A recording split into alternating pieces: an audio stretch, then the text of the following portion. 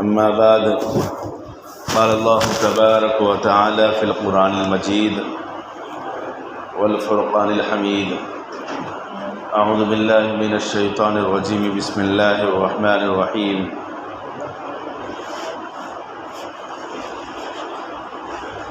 شهر رمضان الذي أنزل فيه القرآن وقال في موضع آخر إنا أنزلناه في ليلة القدر وما أدراك ما ليلة القدر ليلة القدر خير من 1000 شهر تنزل الملائكة والروح فيها بإذن ربهم من كل أمر سلام هي حتى مطلع الفجر. قال النبي صلى الله عليه وسلم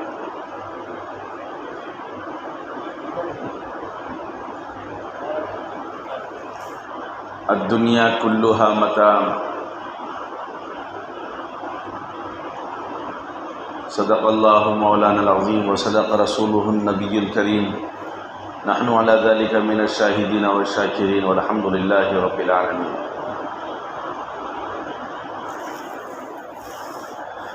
عزیزان گرامی، بزرگان اسلام، اللہ تبارک و تعالیٰ کا بڑا انعام اور اکرام ہمارے ساتھ ہوا.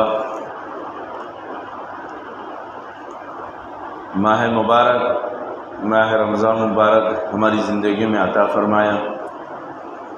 اور اس کے 2 عشرے الحمدللہ ہم نے اللہ کی رضا کے لیے روزے رکھتے ہوئے، تراویح پڑھتے ہوئے اور عبادات کرتے ہوئے ہم نے ادا کیے.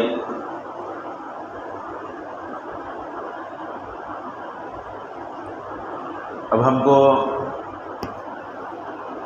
اس بات کا جائزہ لینا ہے کہ اللہ تبارک و تعالی اس مقدس ایام میں ہمارے ساتھ کتنے بھلائیاں کیے ہیں. ہر موقع سے ہماری اللہ تبارک و تعالی نے دستگیری کی ہے. اللہ نے فرمایا اے بندو تم روزہ رکھو گے تو میں تمہارے پچھلے گناہ معاف فرما دوں گا، تم تراویح پڑھو گے تو میں تمہارے پچھلے گناہ معاف فرما دوں گا، تم کون سا بھی عمل کرو میں 1 کا 70 دوں گا. یہ اللہ تبارک و تعالیٰ نے ہمارے لیے بڑی ہی انعام اور اکرام کے ساتھ اس مقدس مہینے کے ایام عطا فرمائے، انعامات کی بارش ہمارے اوپر فرمائی اور اس کا ایک لمبا عرصہ ہم نے گزار دیا ہے. ایک ہمارے ذہنوں میں ایک بات یہ گردش کرتی ہے کہ ماہ مبارک کا جو آخری جمعہ ہوتا ہے یہ بھی ایک مستقل تہوار عید کی شکل ہوتا ہے. حالانکہ نہ اس سے نہ اسلام میں نہ اس کا کوئی ثبوت ہے اور نہ ہی نبی رحمت صلی اللہ علیہ وسلم نے کوئی اس کے تعلق کوئی عمل بتایا ہے. کیونکہ بعض لوگ مخصوص اعمال اور مخصوص عبادتیں جمعۃ الوداع کے نام سے مختص کی ہے. یہ بالکل الگ بات ہے جو دین اسلام سے ہٹی ہوئی بات ہے. حالانکہ اسلام کے اندر، دین کے اندر جس طریقے سے اللہ تبارک و تعالیٰ نے اس ماہ مبارک کو سید الشہور یعنی مہینوں کا سردار بنایا ہے، اسی طریقے سے ایام کے اندر، دنوں کے اندر سید الایام یعنی دنوں کا سردار جمعہ کو بنایا ہے. اس حیثیت سے ہر جمعہ مقدس ہے، ہر جمعہ بابرکت ہے ہمارے لیے. لیکن ماہ مبارک کا جمعہ اور زیادہ مقدس اس وجہ سے ہے کہ اللہ تبارک و تعالیٰ نے اس کے اندر جو فضیلتیں، برکتیں جو پہلے سے رکھی تھی، ماہ مبارک کے ہونے کی وجہ سے اس کے اندر اور بھی تاکید پیدا ہو جاتی ہے اور بھی اس کی اہمیت بڑھ جاتی ہے. لیکن اس کے علاوہ اور کوئی اس کے اندر تہواری شکل، عید کی شکل یا کوئی مخصوص اعمال کوئی نہیں ہے. اللہ تبارک و تعالیٰ نے اس ماہ کے اندر یہ 4تھا جمعہ، ہو سکتا ہے کہ 5واں جمعہ بھی آ جائے، یعنی 4 یا 5 جمعہ ہر ماہ کے اندر رکھتے ہیں. تو اس ماہ مبارک کے اندر بھی اللہ تبارک و تعالیٰ نے جو ہم کو موقع دیا ہے اسے غنیمت سمجھنا ہے. اور ماہ مبارک کے اندر ہر دن ہر گھڑی اللہ تبارک و تعالیٰ بندوں سے التجائیں کرتے ہیں، بندوں سے توجہ طلب کرتے ہیں کہ میرے بندے مجھ سے طلب کریں، میں انہیں عطا کروں گا، میرے بندے مجھ سے رزق طلب کریں، میں ان کو رزق عطا کروں گا، وہ مجھ سے بیماری آفت اور بلائیوں سے پناہ مانگے، میں ان کو بیماریوں آفتوں سے پناہ دوں گا، اور کشادگی رزق کے لیے وہ دعائیں کریں۔ یہ اللہ تبارک و تعالیٰ ہر رات ماہ رمضان کی آسمان دنیا پر آ کر ندا لگاتے ہیں کہ میرے بندے میری طرف متوجہ ہو جائیں، اور جو بندے اللہ تبارک و تعالیٰ کی طرف متوجہ ہوتے ہیں اللہ تبارک و تعالیٰ ان کو اپنی نعمتیں، رحمتیں اور سعادتیں عطا فرماتے ہیں۔ لیکن ہمارا ایک بڑا طبقہ ایسا بھی ہے، نہ ان کو رمضان کی خبر ہے، نہ روزوں کا کوئی اطلاع ہے۔ جیسے ایام ان کے پہلے گزر رہے تھے ویسے ہی ایام گزر رہے ہیں، نہ کھانے میں تبدیلی، نہ پینے میں تبدیلی، نہ رہن سہن میں تبدیلی، نہ سونے اٹھنے میں تبدیلی، بلکہ اپنی معمولی زندگی بنی ہوئی ہے۔ نہ ان کو رمضان کا پتہ، نہ رمضان کے روزوں کا پتہ، یہ ایسے بھی گزر رہے ہیں۔ لیکن اللہ کا ہم شکر ادا کریں کہ اللہ تبارک و تعالیٰ نے ہم کو طلب کیا ہے اور ہم سے کچھ چاہتے ہیں، اللہ تبارک و تعالیٰ ہم کو کچھ دینا چاہتے ہیں، جس کی وجہ سے اللہ تبارک و تعالیٰ نے اپنی مسجد میں بلائے، ہمیں روزہ رکھنے کی توفیق عطا فرمائی، ہمیں تراویح کا اہتمام کرنے کی توفیق عطا فرمائی، ہم کو اللہ تبارک و تعالیٰ نے تلاوت ذکر و اذکار کا اہتمام کرنے کا اللہ تبارک و تعالیٰ نے موقع عنایت فرمایا ہے، اس سے ہمیں شکر ادا کرنا ہے۔ لیکن جن لوگوں کی معمول کی زندگی ہے، اب ان سے ہم کیا بخشش طلب کر سکتے ہیں؟ کیا ان کے اللہ تبارک و تعالیٰ بخشش فرمائیں گے؟ کیونکہ اللہ تبارک و تعالیٰ چاہتے ہیں کہ میرے بندے میری طرف رجوع ہوں، میری طرف دوڑ کر آئیں، میرا قرب حاصل کریں، میں ان کو عطا کروں گا۔ لیکن بعض احباب کا حال تو بالکل دیگر کو ہیں۔ لیکن اللہ نے جب ہمیں توفیق دی ہے تو ہم اس کی قدردانی بھی کرنا ہے۔ تو اس ماہ مبارک کے ان جمعوں سے، اور خاص طور سے یہ جمعہ ہمارے لیے بڑا ہی مقدس ہے اور بڑا ہی احترام کا ہے، اس کے اعمال کو ہم غنیمت سمجھیں، اور ان کے جمعہ کے اندر خاص طور سے دعائیں قبول ہوتی ہیں، اور اس کے ساتھ ساتھ ماہ مبارک اس کے اندر تو اور بھی اللہ تبارک و تعالیٰ اس کے اندر شدت پیدا کر دیتے ہیں کہ میں دعا قبول بھی کروں گا۔ تو لہذا ہم اپنے لیے، اپنے اہل و عیال کے لیے، اپنے بھائی بہنوں کے لیے، اپنے رشتہ داروں کے لیے، اپنے لیے اور اپنی زندگی کے لیے دعائیں کریں خیر و برکت کی، کیونکہ یہ ماہ مبارک کہ ہم نے نمازوں کا اہتمام کیا ہے، اور نماز ایک ایسی چیز ہے کہ یہ بالکل دعا ہے سراپا، اس کے اندر اللہ تبارک و تعالیٰ نے قبولیت کی علامت رکھی ہے، یعنی جس سے اللہ تبارک و تعالیٰ کو جو عطا فرمانا چاہتے ہیں اس کو ہی توفیق دیتے ہیں، اور جس کے لیے اللہ تبارک و تعالیٰ خیر کا معاملہ کرنا چاہتے ہیں اسی کو نماز کی، عبادات کی، روزوں کی، زکوٰۃ کی توفیق دیتے ہیں، اور جس کے ساتھ خیر کا معاملہ ہی نہیں کیا، نہ وہ مسجد کو آتا ہے، نہ روزے رکھتا ہے، نہ تلاوت کرتا ہے، نہ تراویح پڑھتا ہے، گویا کہ اللہ تبارک و تعالیٰ نے ہم سے اچھا معاملہ کیا ہے جس کی بنا پر ہم یہاں آئے ہیں۔ بعض لوگ روزہ بھی رکھتے ہیں، تراویح پڑھتے ہیں، نمازیں ادا کرتے ہیں، اور نا امید رہتے ہیں کہ میں روزہ رکھا ہوں، جس طریقے سے ادا ہونا ہے ویسے ادا نہیں ہوا، میں نماز پڑھا ہوں، جس طریقے سے خضوع کے ساتھ نماز ہونی چاہیے ویسی میری نماز نہیں ہوئی، میں روزہ رکھا ہوں لیکن میرا روزہ ویسا نہیں گزرا جیسے روزہ ہونا چاہیے تھا، یہ نا امیدی میں رہتے ہیں۔ تراویح پڑھتے ہیں لیکن نا امیدی لگی ہوئی ہے، لیکن اللہ تبارک و تعالیٰ فرماتے ہیں کہ ایمان جو ہے وہ امید اور خوف کے درمیان ہے، ایسا نہیں کہ ہم نمازی ہی چھوڑ دیں،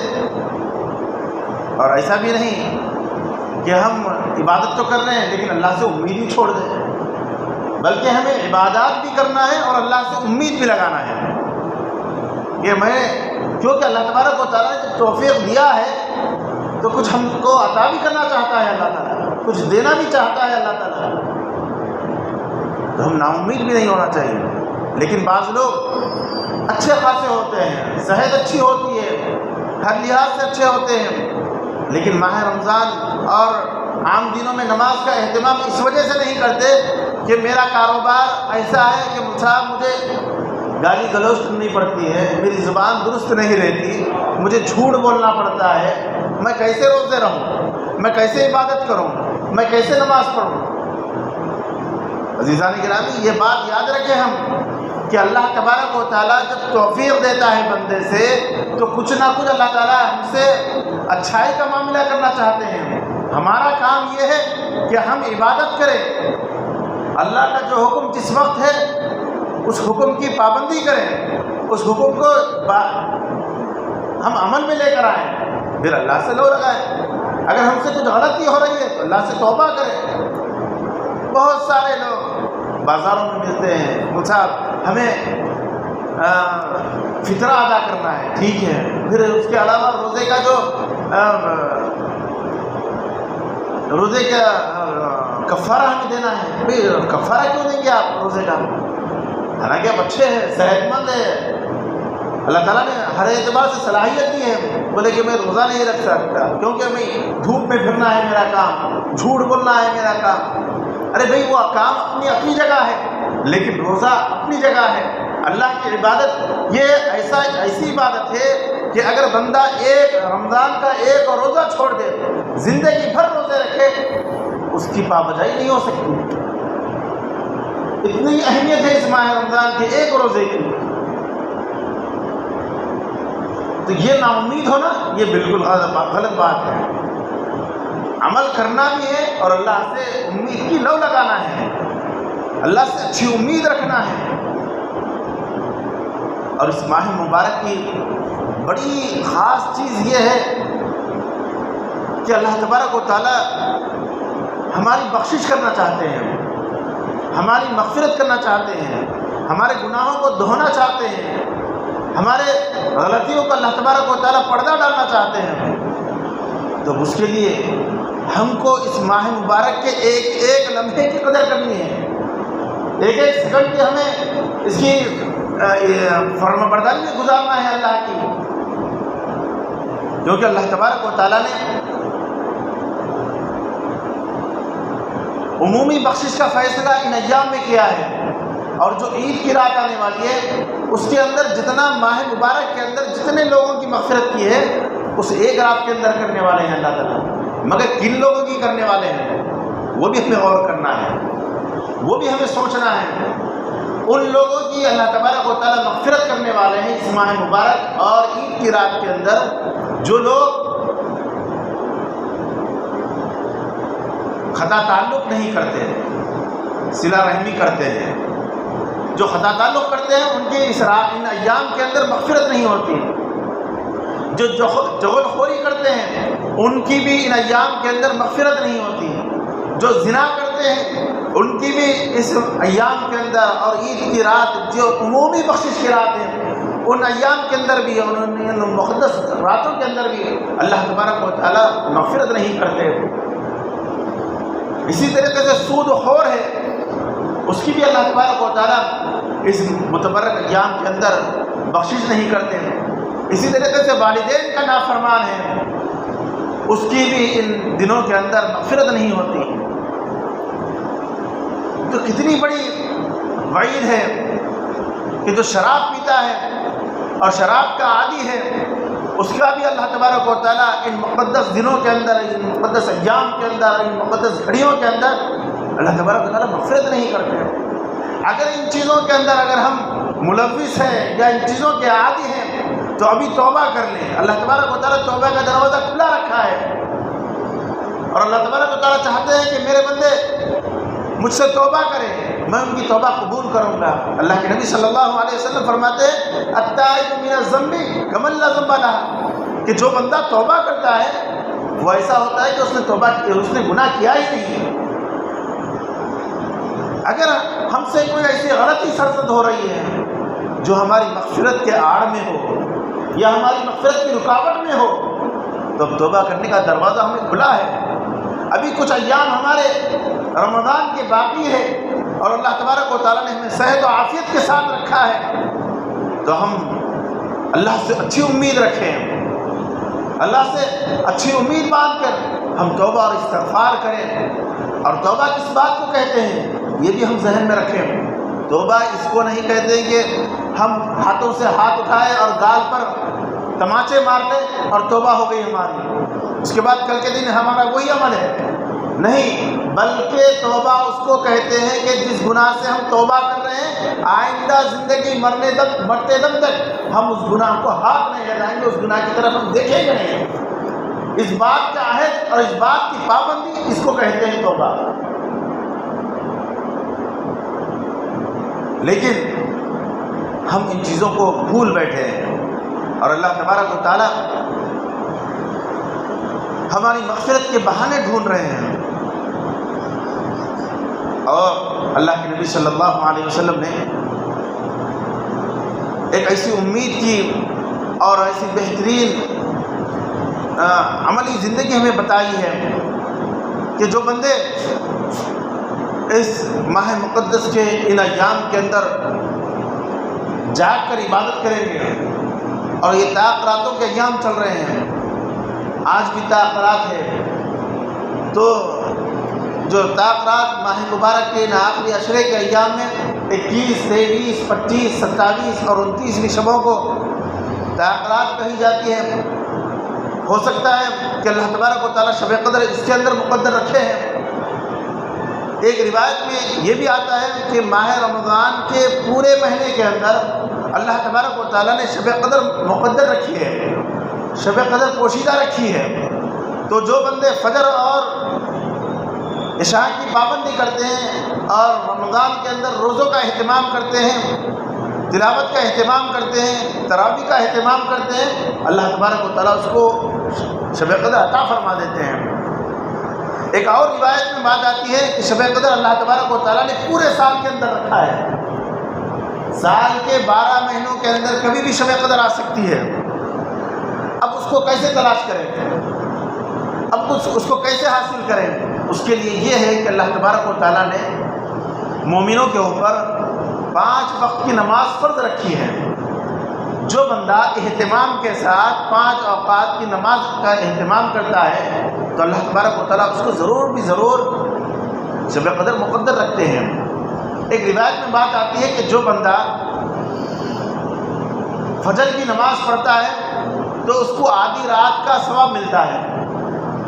اور جو عشاء کی نماز پڑھتا ہے اس کو آدھی رات کا ثواب ملتا ہے۔ یعنی عشاء اور فجر کی نماز پڑھنے والا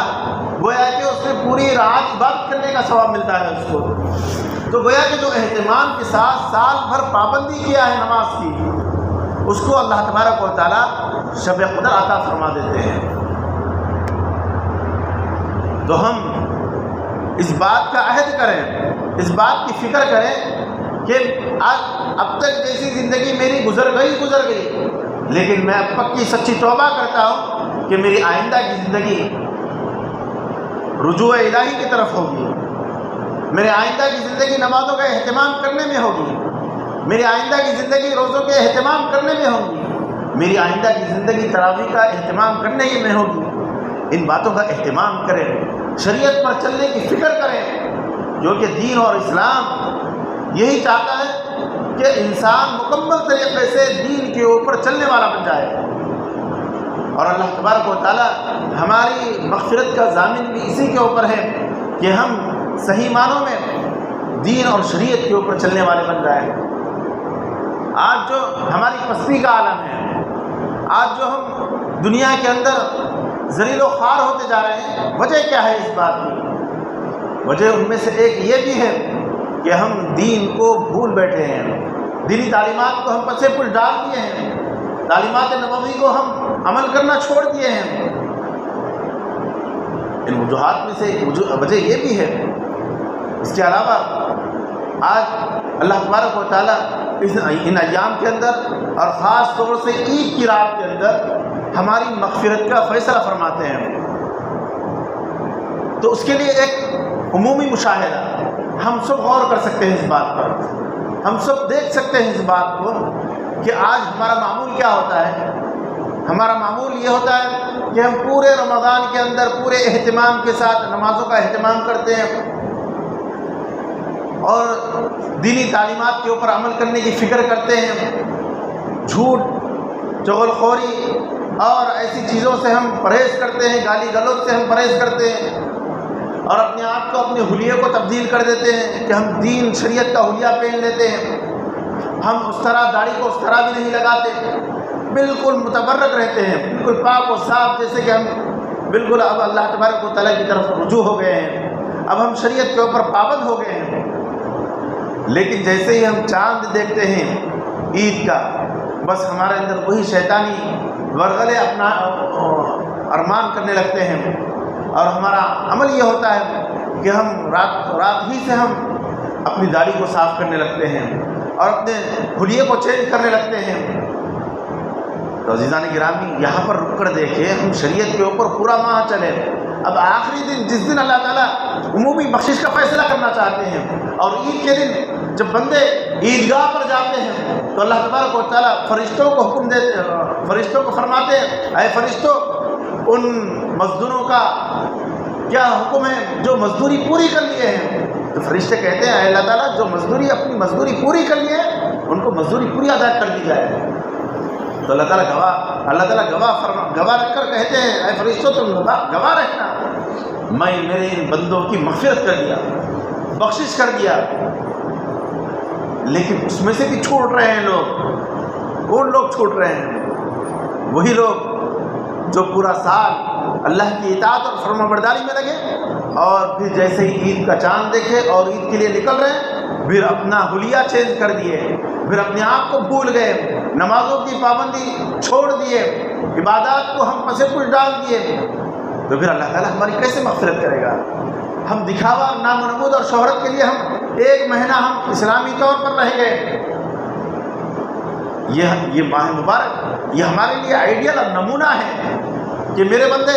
وقتی طور پر غافل ہو گئے تھے، لہذا تم اپنے آپ کو پابند بنا لو، تم اپنے آپ کو درست کر لو۔ تم جس طریقے سے ماہ مبارک کے اندر روزے رکھ کر کھانے پینا جو حلال چیز ہے ان سے آپ رکے ہوئے ہیں، اور نمازوں کی بڑی پابندی ہو رہی ہے، اور حلال چیزوں کو اپنے اوپر حرام کر لیے ہیں، تو اللہ چاہتے ہیں کہ تم نے تو ایک مہینہ اس انداز سے رہے کہ جو حلال چیزیں تھیں اس کو اپنے اوپر حرام کر لیا، تو اب 11 مہینے اور زندگی کے بقیہ ایام اس طریقے سے گزارو، جس کو میں حرام کیا ہوں وہی حرام اپنے اوپر لاگو کرو، اور جن چیزوں کو حلال کیا ہوں وہ چیزیں اپنے اوپر حلال کر لو۔ یہ اللہ تبارک و تعالیٰ چاہتے ہیں۔ لیکن سوچنے کی بات ہے، اپنی ضمیر کو خود جھنجھوڑنے کی بات ہے کہ اپنا خود کا جائزہ لیں، اپنے خود کا احساس کریں کہ ہم کس طرف جا رہے ہیں۔ کیا ہم رمضانی مسلمان ہیں؟ کیا ہم رمضان کے حتیٰ کہ ایمان والے ہیں؟ کیا ہم رمضان کے حتیٰ کہ اللہ کے رسول کو ماننے والے؟ نہیں، بلکہ ہم مومن ہیں، مسلمان ہیں، ایمان والے ہیں۔ تو ہماری زندگی جس طریقے سے رمضان کی ہے، رمضان کے بعد والی زندگی بھی ویسی ہی ہے، ہماری رمضان کے بعد والی زندگی بھی ویسے ہی ہونا چاہیے جس طریقے سے ہم رمضان گزار رہے ہیں۔ تو اللہ تبارک و تعالیٰ ہم سب کو ان باتوں پر عمل کرنے کی توفیق نصیب فرمائے، اور ہم سب کو صحیح معنوں میں پکا سچا مومن بنائے، اور اس مقدس ایام کے اندر ہماری مغفرت کا فیصلہ کرے، اور ہم سب کو شریعت کا پابند بنائے۔ آمین۔ وما علینا الا البلاغ۔ جو احباب سنت رہے سنت